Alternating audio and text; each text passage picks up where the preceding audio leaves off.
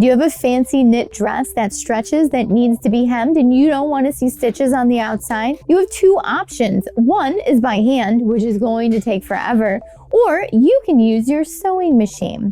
Did you know there's a blind hem stitch for knit fabric on your sewing machine? Well, there is, and it makes this go so much quicker than hand sewing. So let me show you all about it. So we're going to fold the fabric the same way as a blind hem for woven fabric.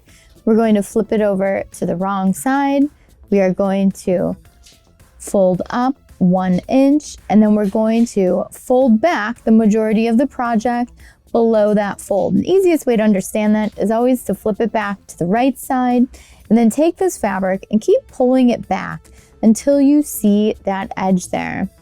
Now you could serge that edge first. I'm just gonna leave it raw for this demo so you can really see the stitches we're going to put into it. And now we're going to pin this fold. And it's really important to make sure you have at least a 1/4 inch of fabric beyond this fold here. There we go. So I've got some pins in there, and just to show you, you can see how stretchy this fabric is. It's a spandex. Now let's head over to the sewing machine and check out that stitch. Before we move on, if you're really enjoying Sewing Anastasia, make sure you like and subscribe. It really helps out the channel a lot. And if you want to learn more about sewing, make sure you check out my online and in-person courses down below in the description.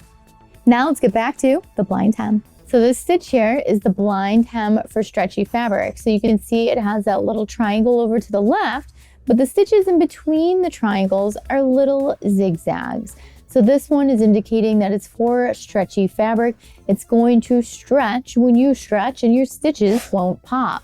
Now, just like the regular blind hem, the thinner your fabric, the narrower the stitches need to be, and the thicker your fabric, the wider the stitches need to be. Don't forget to back stitch and make sure that when your stitch is coming over to the left on the fold, that it is barely catching it. Now, if it's catching it too much, make sure you make it narrower, and if it's not catching it at all, make it wider.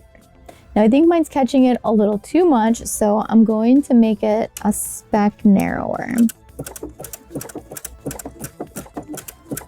Still catching, so let's see if we can make it even narrower. We want to make it as narrow as possible, so that way it's barely catching the edge of the fabric.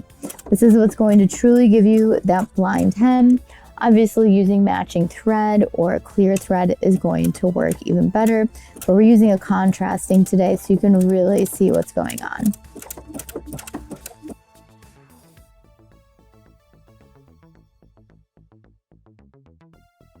When you get to the end of your project, back stitch, and let's take a look close up. So now you can see we have this hem, we have these little specks on the outside. So the ones in the beginning, I think were a little too wide. If you use matching thread, you know, you're never going to see that. But these little ones right here are great. They're barely catching the edge of the fabric. And this is why using matching thread is so important. So if you do get 1 or 2 that pop out, it's going to match. Now, if we turn it over, you can see what this stitch looks like.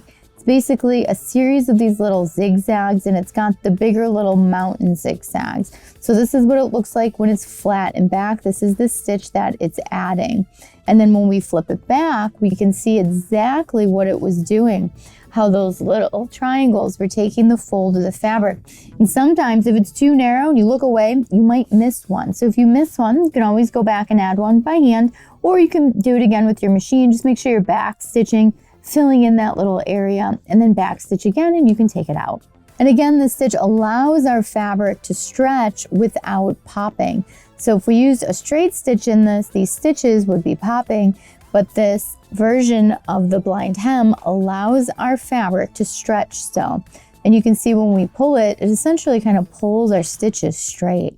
So on the other side, I used a matching thread. So you can see how it just leaves this little almost like indent in the fabric, but you don't see that contrast of that thread color.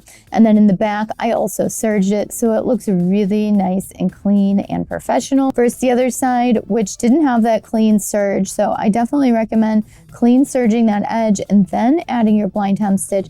You can really see a difference in the quality. So if you have a knit you want a blind hem, it's totally possible. Just make sure you try it out on a scrap first, so that way you can get the perfect width of stitch to make sure you're not catching it too much or not at all. If you have any questions or comments, leave them down below and I'll get back with you as soon as I can.